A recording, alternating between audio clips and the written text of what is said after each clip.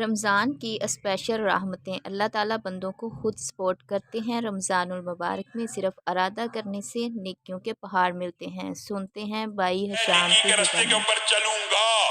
آپ کے جو منادی صبح شام ندا دے رہے ہیں کہ خیر کے چاہنے والے اب تو آگے بڑھ، شر کو پانے والے، شر کے کام کرنے والے اب تو رک جا۔ اور اللہ تعالیٰ ساتھ سپورٹ بھی کر رہا ہے، فیسیلیٹیٹ بھی کر رہا ہے، سرکت جنات کو قید بھی کر رہا ہے، مواقع بھی پیدا کر رہا ہے۔ اور یہی وجہ ہے آپ دیکھتے ہیں رمضان آتا مسجدیں بھر جاتی ہیں، کیونکہ اللہ رب العزت بھی وہاں پہ رحمت اور بندوں، اللہ تعالیٰ یہ نہیں چاہتا میں اور آپ جہنم میں چلے جائیں۔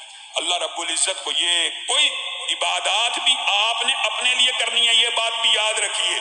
اللہ کی قسم بے وقوف ہے وہ انسان کہ جو دنیا کے پیچھے بھاگتا رہے اور سمجھے میں بڑا نیکی کا کام کر رہا ہوں، بڑا اچھا کام کر رہا ہوں، پوری زندگی آسائش، آرام، سکون سے گزارنے والا اگر جہنم کے اندر ایک سیکنڈ کے 1000ویں حصے میں بھی جائے گا تو ساری دنیا کی نعمتیں بھول جائے گا، ساری ایک سیکنڈ کے اندر ساری۔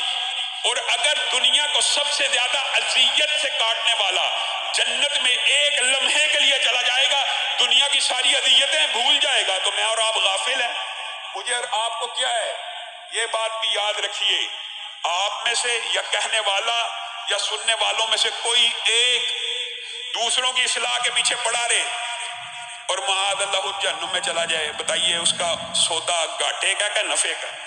اس کا سودا گھاٹے کا۔ خود وہ جہنم میں چلا گیا اور لوگوں کو جنت کی طرف بلاتا رہا، اس سے بڑا خسارے اور گھاٹے کا کوئی سودا نہیں۔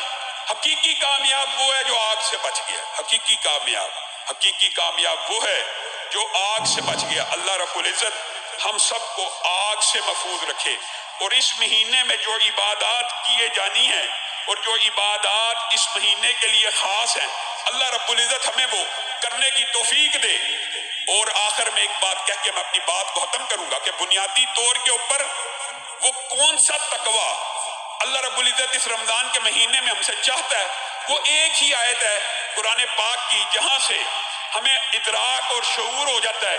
ان الذین اتقوا اذا مسهم طائف من الشیطان تذکروا فاذا هم مبصرون۔ جو لوگ لعلکم تتقون ہے نا، کہ تاکہ لوگ متقی بن جائیں۔ کس قسم کا تقوی؟ وہ لوگ جو ایسے اللہ سے ڈریں کہ جب کبھی شیطان حملہ آور ہو جائے، اذا مسهم طائف من الشیطان، شیطان تو حملہ آور ہوگا، وسوسے ڈالے گا، تذکروا، شیطان کا حملہ آ گیا، خیال آ گیا، کوئی بات نہیں ہے، اللہ بھی قرآن میں کہہ رہا ہے کوئی بات نہیں ہے، لیکن جب شیطان حملہ آور ہو گیا اس وقت یہ غفلت نہ ہو کہ اس کے حملے کا مقابلہ ہی نہ کر سکے، اس کے حملے کا شکار ہو کے گناہ کے رستے پہ چلتا چلتا چلتا چلتا حدود اللہ کو کراس کر دے۔ بلکہ کیا الفاظ ہیں؟ تذکروا، جب حملہ ہو گیا، خیالات آگے، گرفتار ہونے لگا، اچانک رب یاد آ گیا، فَإِذَا هُمْ مُبْصِرُونَ، آنکھیں کھل گئی اور اسی وقت برائی سے رک گیا۔ اور یہ متعدد واقعات ہیں۔ غار کا مشہور واقعہ جو ہے، وہاں پہ بھی ایک شخص بالکل برائی کے اوپر پہنچ گیا، برائی کے اوپر پہنچنے لگا تو لڑکی کانپنا شروع ہو گئی، اور وہ لڑکی نے کہا تو ایسی چیز کو حلال کرتا جو مہر سے حلال ہوتی ہے، تو درہم و دینار سے غلط چیز کو حلال کرنے لگا، تو کیا ہوا؟ فَإِذَا هُمْ مُبْصِرُونَ، اسی وقت ڈر گیا، کپ کپا اٹھا۔ یہ وہ تقوی ہے جو رمضان کی گرد و غایت ہے۔ یہ بنیادی طور پہ صرف یہ ٹریننگ ہے، اللہ دیکھ رہا ہے، اللہ دیکھ رہا ہے۔ شیطانی خیال آ گیا، ٹھیک ہے، لیکن جب حملہ پورا ہو گیا، تذکروا، اسی وقت اللہ کی طرف متوجہ ہوا، فَإِذَا هُمْ مُبْصِرُونَ، پھر ایک دم روشنی پھیل گئی، او میرا رب مجھے دیکھ رہا ہے، میں اس برائی میں کبھی نہیں پڑوں گا۔ اللہ رب العزت ہم سب میں ایسا تقوی پیدا فرمائے۔ سبحان ربک رب العزت عما یصفون وسلام علی المرسلین